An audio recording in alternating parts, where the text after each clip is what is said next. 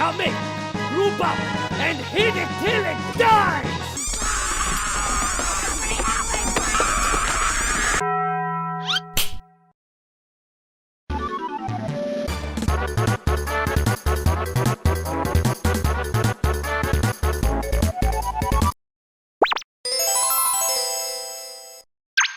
Space. Have you ever taken the moment to look up at the sky and think about Space! Among the sea of stars in this vast cold vacuum of a void, there are countless of planets out there that we have yet to discover. It makes you wonder what sort of worlds are out there and what kind of species would inhabit them. Would we encounter planets with massive life forms that tower over us? Damn! I don't know what the hell you feeding him, but he is too damn big! Or maybe planets that contain small beings that dwarf in our presence. Small, gotta be spider.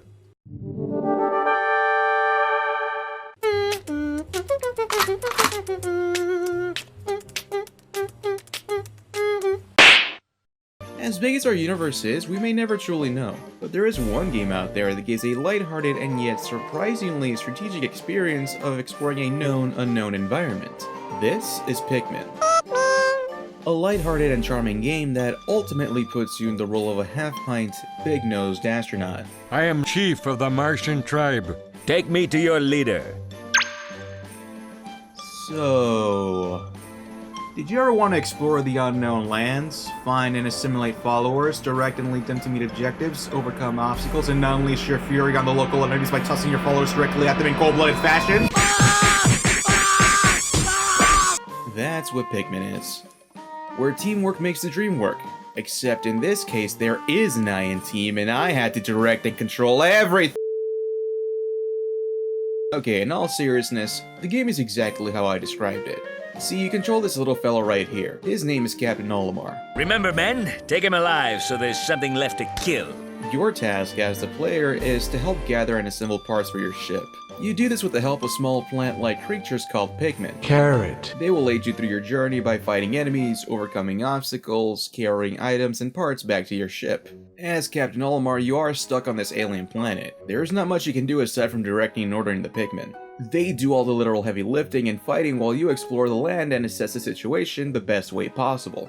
And now for the battle plan. As you all know, the key to victory is the element of surprise. Surprise!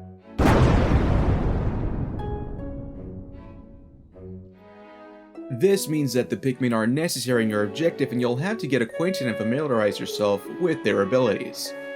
Yes, that's right. In this game, you control 3 different types of Pikmin with all unique capabilities. Using your handy whistle, you as the captain will command the iconic red, yellow, and blue Pikmin. The reds are your standard Pikmin. They are strong when attacking enemies and are completely fireproof. This is fine. The yellows can carry bomb rocks and be hurled at further and higher distances than any other Pikmin. But be cautious of your surroundings. The reds and yellows cannot cross bodies of water. While they can shortly swim back to land, you must act quick as they can quickly drown.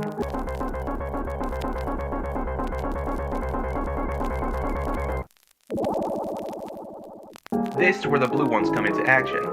These fellas are very adept at swimming and survive large bodies of water. However, completely opposite of the reds, the yellows and blues cannot withstand fire and will perish if not rallied quick enough. I do believe I'm on fire. Know that you must get well acquainted with your troops. You must do your part to ensure that you use them well. I'm doing my part. I'm doing my part. I'm doing my part. Will you do yours? So throughout the game, you may notice that some Pikmin have different ends on their stems at the top of their heads. This tells you the maturity of your Pikmin. See, here's the thing.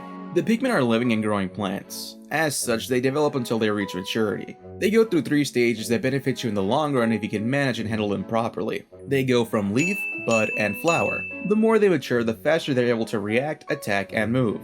I'm fast, boy. These are stubby little plantlets, and they need their little sleepies and growies in order to help you out with their tiny hands. Now, you help the Pikmin mature in 2 ways. The first is by leaving your Pikmin grow on the ground a bit longer than usual. Photosynthesis. The second is by having your Pikmin go through weeds of grass, rubble, and taking down honey whips to get that sweet, sweet honey. I got that honey. As is the standard in most games, there are enemies that you will have to overcome and defeat. I did say that Pikmin are your only way to fight, and you'll have to use them to combat any enemy that comes your way. You know, these enemies are really charming but really weird at the same time. They include Dumpy, Big Dumpy, Edgy Big Dumpus, Flamephant, Poisson. Big Bad Beetleborg, Friendly Planter, The mitochondria is the powerhouse of the cell. Sprite Frog, Mint Frog, Spider Tooth, and more. You defeat these enemies by literally hurling and tossing your Pikmin at them while they climb around to deal damage. I'm anticipating an all-out tactical fight, followed by a light dinner. Ravioli, ham, sundae bar. A big caution though, you need to be aware of both your surroundings and environment, or else they can run a risk of having your Pikmin be squashed, drowned, charred, or even eaten. You need to rally them back before anything happens, or they'll be forever gone and sacrificed for the greater good. Knowing their weakness, I sent wave after wave of my own menace until they reached their limit and shut down. Throughout the entirety of the game though, you're only allowed to have 100 Pikmin with you in the field, but you will be losing them a lot if you're not careful. So plan accordingly and have backup Pikmin on your onion ships whenever possible. Now you may ask, how do we get more Pikmin? Aside from finding and carrying parts back to the main ship, you can also direct your Pikmin to carry pallets and enemy remains back to the onion ships. These ships are where your Pikmin can be stored and retrieved. These are your only means of generating more Pikmin. The ships spit out a bunch of seeds and are then planted onto the ground. Alright, so I know this game sounds really weird and tedious, but I assure you it's actually a pretty fun game once everything clicks. You'll get the hang of it after the first if not second stage of the game. The plot of Pikmin is a simple one. Captain Olimar here is traveling across the cosmos of space when suddenly a meteor crashes into his ship, the SS Dolphin. She's built like a steakhouse, but she handles like a bistro. She's out of control! You win again, Gravity! It then hurls them into a nearby Earth-like planet. Upon falling into the atmosphere, the ship breaks apart into 30 pieces and are scattered across the planet. The next morning, Captain Olimar wakes up to find his ship barren of any parts and is now on a limited life support of 30 days. It's then when Captain Olimar explores the land, meets the Pikmin, and sets his plan and goal to collect all 30 parts in 30 days and then blast off. As the days progress, you'll see Captain Olimar provide information on his captain's log. What happened? He gives insight and observation of the Pikmin and how they can help. He even writes down his own personal thoughts and why he wants to go home. He's just a family man that wants to return to his wife and kids. I miss my wife. I miss her a lot. I'll be back. Like the recent games that I've been playing, Pikmin is not a very long game. It's another bite-sized adventure that roughly takes you about 1 to 2 days or about 8 to 10 hours to complete once you get a grasp of things. It doesn't overstay its welcome, and it's a genuinely nice experience to play through. I even think it's a good enough game to pick up and play again for repeated sessions from time to time, even experimenting with different runs. The scaling and setting in this game is fantastic. The environments are very Earth-like in nature, and you'll often see small everyday settings become landmarks, assets, and even obstacles due to your size. Sticks become bridges for your Pikmin, puddles become massive bodies of water, boxes become platforms, and tree trunks and logs become interconnected areas.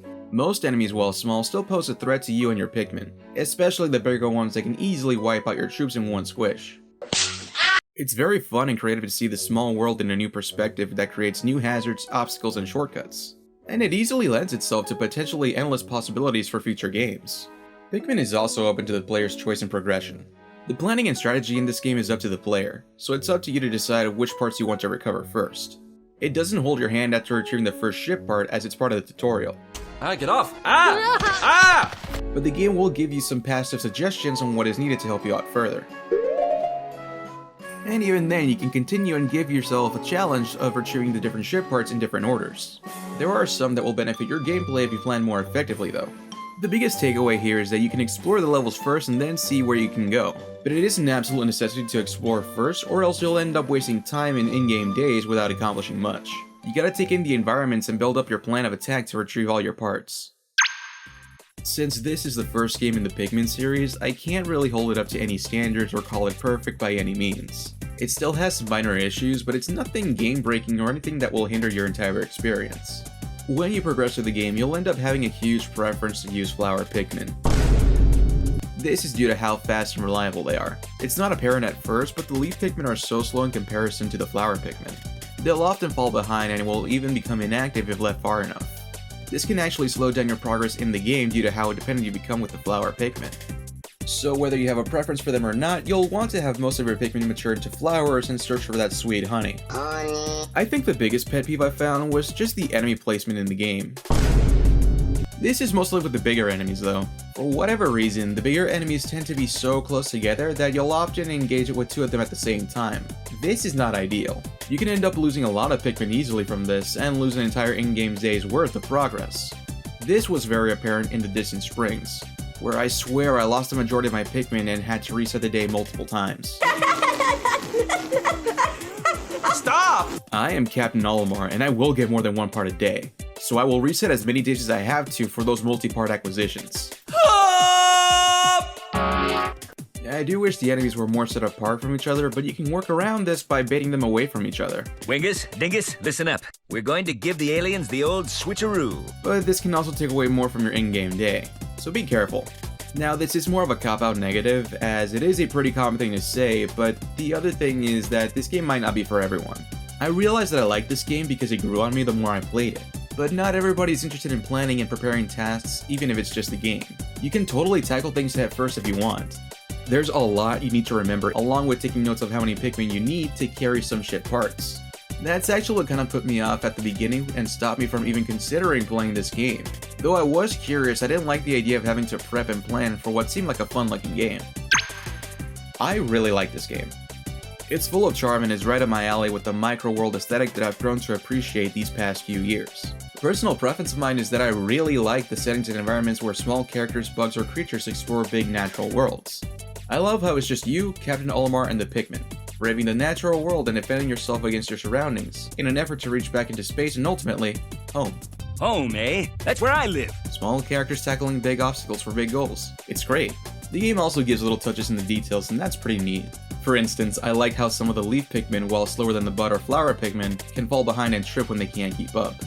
And there are even some who become inactive that just sit around and wait for something to happen. I want to watch my stories. It's the little things in this game that gives it character. While you do use your Pikmin to fight against all enemies, I found myself feeling sad for them since all they do is follow orders. Especially those that perish in combat that got squished or eaten. Thank you, countless Pikmin. Your sacrifice will not be forgotten. How many men did we lose? All of them. Well, at least they won't have to mourn each other. This game was also a really cool way to introduce functions like rallying troops, multitasking, and resource management to allocate your Pikmin to different tasks. It left me feeling very satisfied with the whole experience as I got to see this small big-nosed astronaut brave the strange world and succeed by blasting off back home. Now I know that there are some people out there that have nitpicks with this version that I've been playing.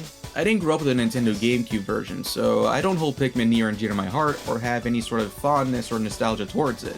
Not even the GameCube for that matter. Though I do think that it's a pretty cool system, but I have heard gripes around the new control scheme for the Switch port. But honestly, as a new person diving into this game for the very first time, it's fine. I didn't really struggle with the controls at all and got used to things pretty quick, even if there are some minor changes. It's good. The game's good. No, seriously, if you want to try something different and if you like the premise and explanation of what I just presented to you, definitely give this game a chance. I'm slightly upset that I didn't get to experience this game as a kid, but I'm more than happy and satisfied that I got to experience it now. I don't really know what to expect for Pikmin 2 through 4, but I am curious on what they have to offer and what sort of changes and improvements they have made since the first game. In terms of entering the Pikmin fandom, I am still new to all of this. I may not be a huge Pikmin fan, but if I continue to like the progression of the games, then I might become one thanks to this. I can definitely see myself coming back on occasions. While this game does start off with the idea of space travel, it's not the main focus. The real deal of the game is exploring your immediate surroundings and managing everything you can to accomplish your ultimate goal, getting Captain Olimar back into space. This is a far stretch, but this game reminds me a lot of the times when I was a kid and spending hours outside of the front or backyard of my home, often daydreaming and playing with small toys and figures. Man, I miss those days. I really do. A great big thank you to all those who continue to watch my videos and made it through this one. I still don't know or I'm exactly sure of what sort of content I'd like to continue making, but I'd like to continue posting as a means to share and speak my mind on some stuff that I genuinely like and enjoy. It also means to keep myself sane, sort my thoughts, and continue practicing my video and art skills. I do have ideas of making more art videos like I used to last year, or even movie reviews or commentaries with the current format I have now. But it's all still very uncertain since I haven't really been inspired to make more illustrations or feel the need to watch any movies lately. But here's to hoping I can still make more videos in the future. I aim to get better and return the favor with any new skills and improvements to help entertain you all. If I can at least make one person smile or laugh with any of my jokes, that's all that matters to me. So if you like this video, please leave a like and comment, it helps out with the algorithm, and maybe even consider subscribing to the channel.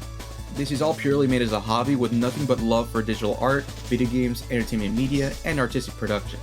I do aspire to improve in any area that I can to bring a good experience. So until next time guys, I'll be blasting off. See ya!